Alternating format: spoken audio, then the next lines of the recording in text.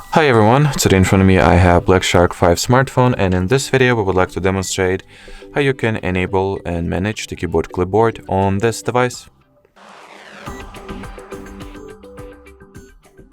First of all, let's launch the keyboard. In here at the top part of it, at the top section, you'll find this little bar that will contain various icons. You want to tap on this very icon that stands for the clipboard itself.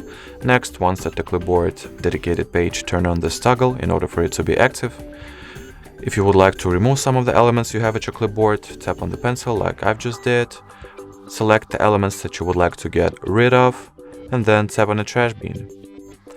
Now, if you would like to add any new element to the clipboard, simply copy some piece of text or character or word or whatever basically. And once we'll get back to the clipboard, we'll see that the car element has been successfully added.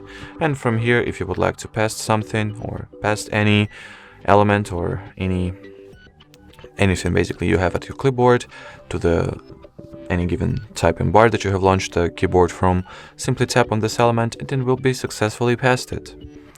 Alrighty, so that will be it for this video. Thank you so much for watching, and bye bye.